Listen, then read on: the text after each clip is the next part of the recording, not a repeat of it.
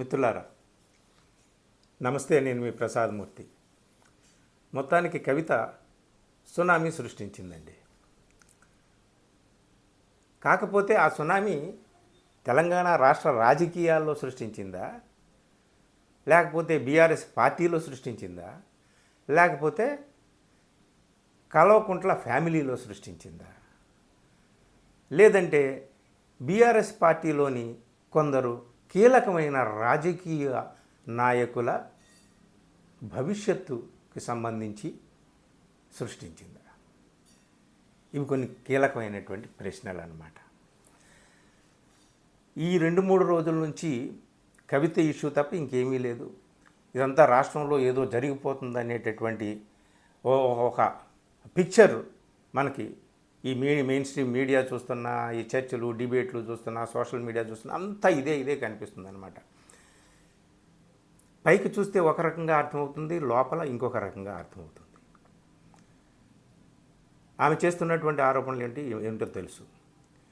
ఇప్పుడు రెండు తనకు దక్కాల్సినటువంటి, తనకు అందాల్సినటువంటి స్థితి కానీ, గౌరవం కానీ, పొజిషన్ కానీ, ఆపర్చునిటీ కానీ పార్టీలో తనకు దక్కిందా లేదా అనేటటువంటిది కూడా మనకు తెలుసు. చాలా ఆమె పార్టీలో పదవులు, అవకాశాలు ఎంజాయ్ చేసింది. కాకపోతే ఆమె గురి వేరు, ఆమె లక్ష్యం వేరు. ఆ లక్ష్యాన్ని చేరుకోవడానికి కొన్ని దెయ్యాలు అడ్డుపడుతున్నాయని ఆమె గ్రహించింది. ఇదంతా కూడా మనకు తెలుసు. ఇప్పుడు ప్రధానంగా ఆమె చేస్తున్నటువంటి ఆరోపణ ద్వారా మనం ఏం అర్థం చేసుకోవాలంటే, ఇది కేవలం కవిత చేస్తున్నటువంటి ఆరోపణ అవుతుందా, లేకపోతే కవిత ద్వారా ఇంకెవరైనా సరే ఆరోపణ చేయిస్తున్నారా? ఆ ఆరోపణ ఏమిటి? అంతా కూడా ఒకే వ్యక్తి వైపు చూపిస్తుంది. That is Harish Rao. ఆమెను పార్టీ నుండి సస్పెండ్ చేశారు. ఆమె మీరు సస్పెండ్ చేయడం ఏంటి, నేనే పార్టీని వదిలేస్తున్నానని వదిలేసింది. ఎమ్మెల్సీ పదవికి కూడా రాజీనామా చేసేసింది. అంతా అయిపోయింది కదా. ఈ పరిస్థితి మీకు కూడా వస్తుంది. ఎవరికి? కేసీఆర్కి కూడా రావచ్చు, కేటీఆర్కి కూడా రావచ్చు భవిష్యత్తులో. అంటే ఏంటి? ఎవరి ద్వారా వస్తుంది వాళ్ళకి ఈ పరిస్థితి? ఎవరి ద్వారా వాళ్ళు ఈ హీనస్థితిని, దీనస్థితిని ఎదుర్కొనేటటువంటి అవకాశం ఉంది? అంటే ఆమె టార్గెట్, ఆమె లక్ష్యం అంతా కూడా హరీష్ రావు. కాబట్టి హరీష్ రావు మీకు ఎసరు పెడతాడు ఎప్పుడోకప్పుడు అని తేల్చి పాడేసినట్టుగా తేల్చేసిందండి. సో ఆమె టార్గెట్ అంతా హరీష్ రావు అని మనకు అర్థమైపోతుంది. ఇంకోటి ఏమిటయ్యా అంటే, మా నాన్న పాలతో కడిగినటువంటి దేవుడు, దేవతామూర్తి.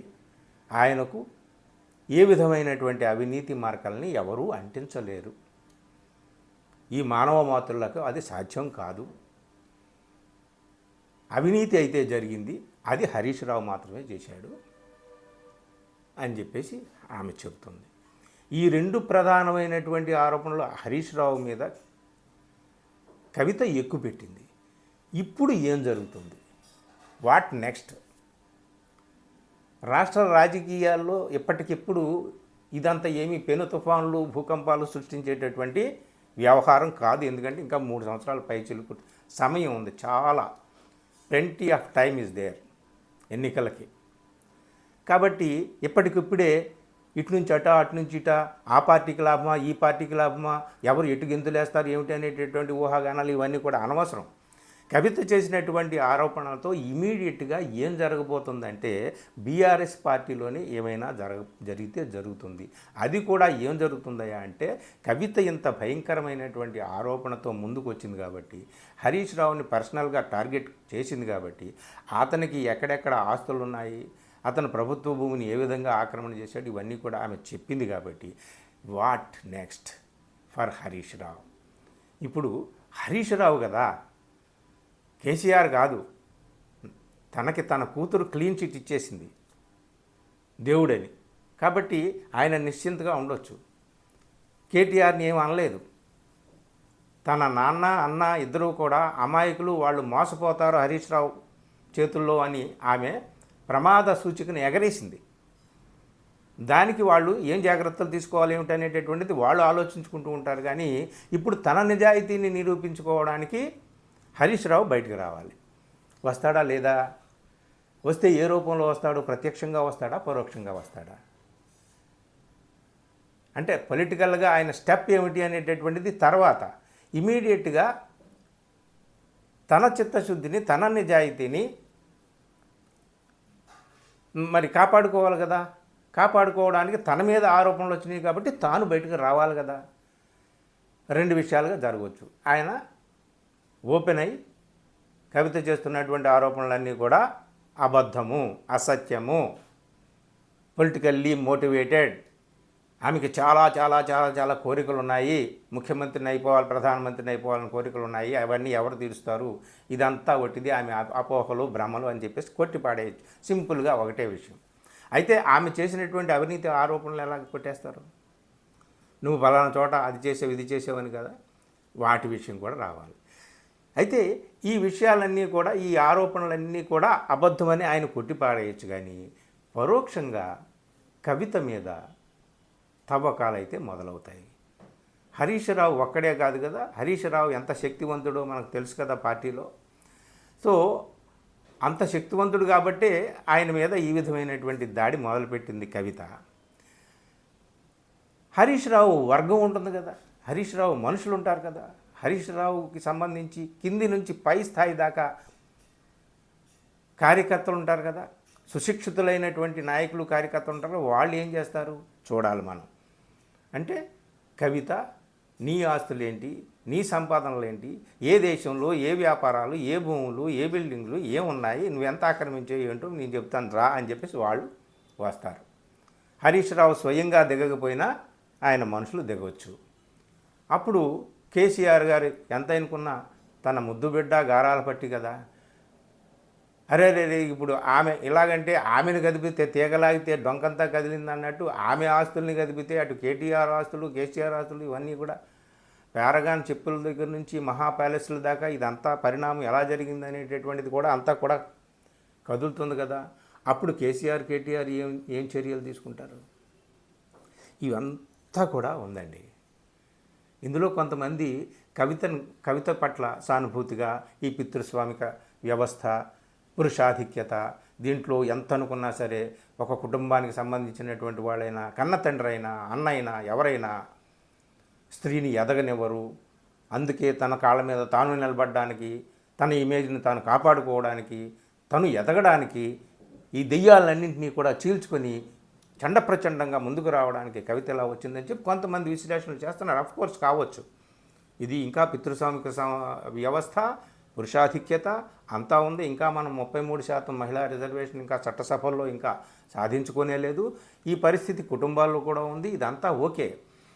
కానీ ఇప్పుడు కవితకు సంబంధించినటువంటి పొలిటికల్ ఫ్యూచర్ గురించి కాదు. ఇప్పుడు హరీష్ రావు మొత్తం మీద సెంటర్ పాయింట్. హరీష్ రావు ఏం చేయబోతున్నాడు, లేదా హరీష్ రావు పట్ల కేసీఆర్, కేటీఆర్ ఏం చేయబోతున్నారు? కవితని ఏం చేయలేరు ఇంకా. ఎందుకంటే కవితని వాళ్ళు బయటికి గెంటేశారు, కవిత పార్టీని అవతలకు తోసేసింది. కాబట్టి కవితని ఇప్పుడు వాళ్ళు కేసీఆర్, కేటీఆర్ నువ్వు దొంగ అంటే నువ్వు దొంగ అని కవితని వాళ్ళు ఏం అనలేరు. హరీష్ రావు ఒక్కడే మిగిలాడు. సో హరీష్ రావు తన నిజాయితీని నిలబెట్టుకోవాలి. తన మీద కవిత చల్లినటువంటి అవినీతి బురదను కడుక్కోవడానికి ఆయన ఏం చేస్తాడు ఏమిటి అనేటటువంటిది అతి కీలకమైనటువంటిదండి.